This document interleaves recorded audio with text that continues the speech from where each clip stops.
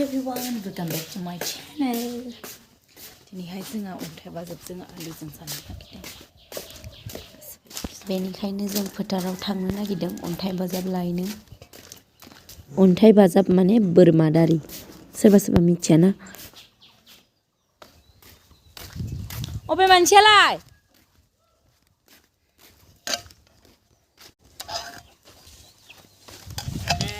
सिगां मोनैना दं।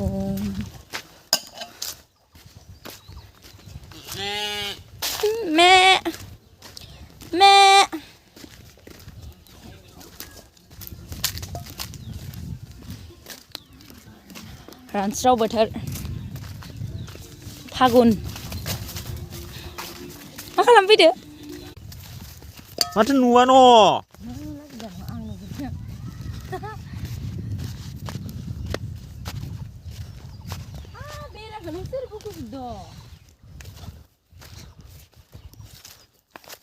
लोगोफोर बेखौनो जोङो आलुजों जागोन आरो खानाय जानोसै बेयाव जिबौ थायोलै बाराद्राय जिबौ गोनाङाव माबायावना मालाय हाबा जासिदोंहाय गमा गावसोगारदों खाथि खालायाव जोंखौबो इनभाइट खालामफैदों इनभिटेसन होनानै जोंबो थांनांगौ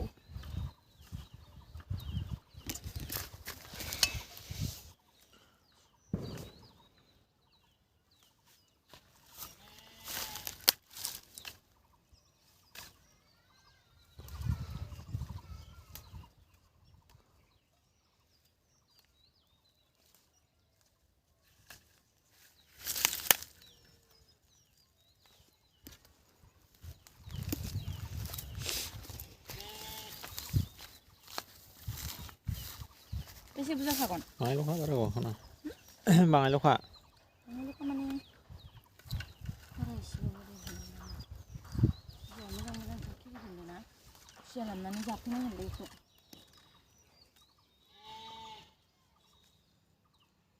आं जानो बिराद गोथाव मोनो लोगोफोर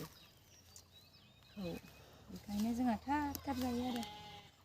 दाखालिबो खुसियाजों जानाय मोनसे भिडिअ होदों नोंथांमोना नायनो दाबाव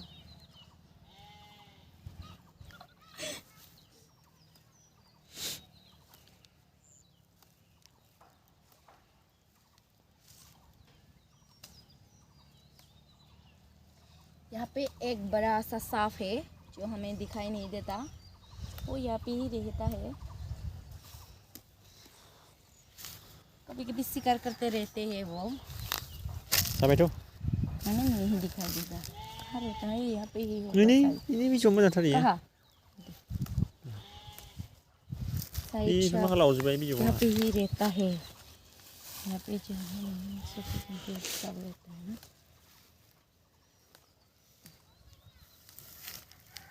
जाबायथ' हिरो इसिखाबावनि मा होनदोंहाय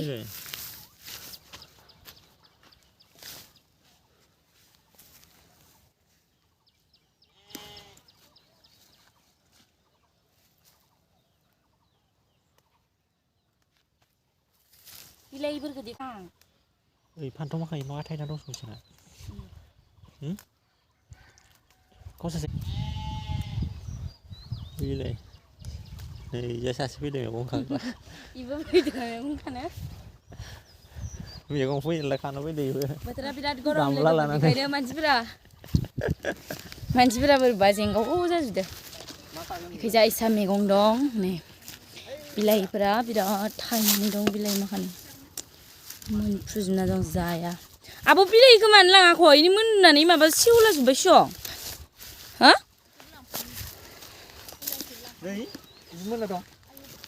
नै बिलाइ फिसा जा नै बिलाइया बेखौ जाया नामा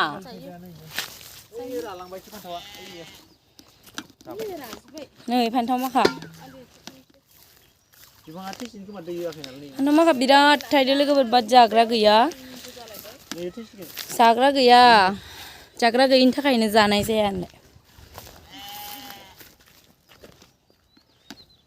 खियानो गरसियाबो बिराद थायदोंमोन ना गरसिया थायबावबाय सं जाग्रा गैया नालाय जानायानो जाया माल बुस्थुखौ बेखिजा पानिलाव दं बेबो थाइबाय थायो बेखौबो जाबाय थायो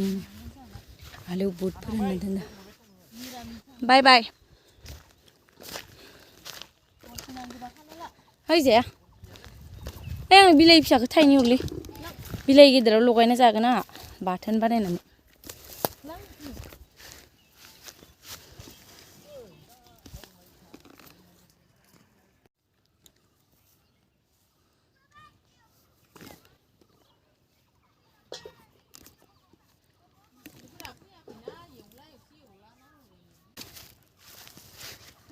बेखौ मा होनोमोनलाय पालें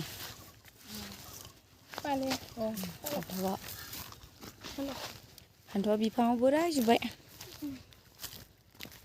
फान्थावानो फान्थाव खिसा गरसिखौबो जाबाङा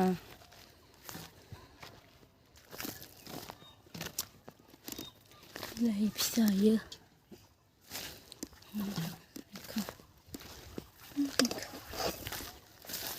आं मैगंखौ एसे खाबावनि र'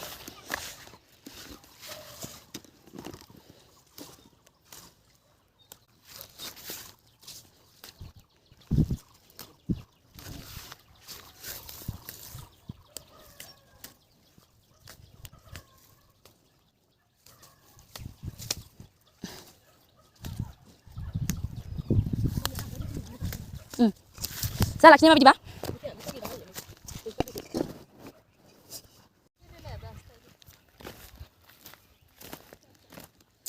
गरमनि जोनैनो जोंहा थानो जानो बेयावबो लाव दं नै थाइसे बोरो लावा सब फान्थाव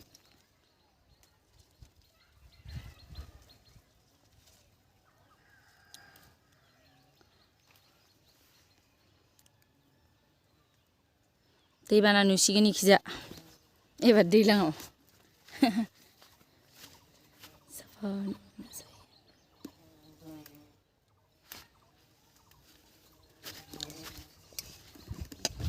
मा दङ बमब्रमा दंसोगारो आं हाला गरमाव सायायाव जनानै थानोसै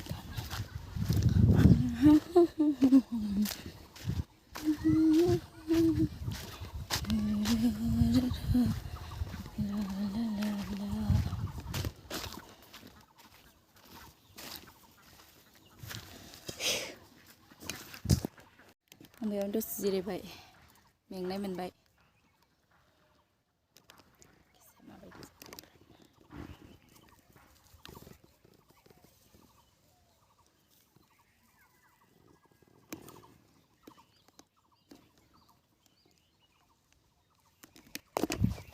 जा थांसैलाय गाइसमोन जाबाय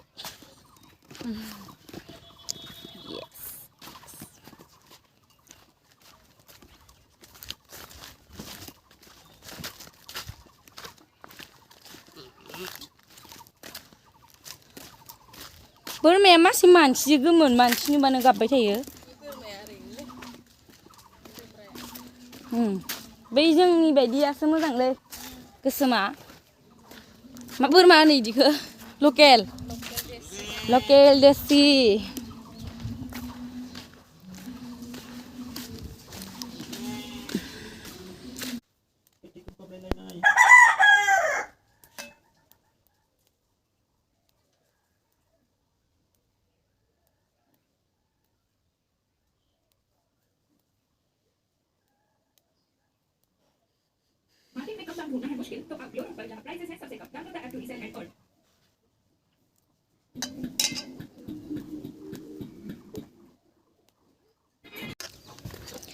आं मैगंखौ सुखांबाय सुखांनानै लाबोबाय बासिनानै सुनानै लाबोबाय आं बे दानि फाननो फैनायनिफ्राय लाखिनाय मैगंमोन बिलाहि दं तिता काक्रेल दं आलु दं गाजरजों सामब्राम गुफुर दं बेखौ दा जाया दाहाय जागोन ओमफ्राय आं दाहाय संगोन बेखौ बेनिखौ आं सुनानै लाखाबाय दा दसे उनाव संनोसै ओमफ्राय इयाव दं बैसागुफोरखौबो जेरै दोनफिनबाय थायो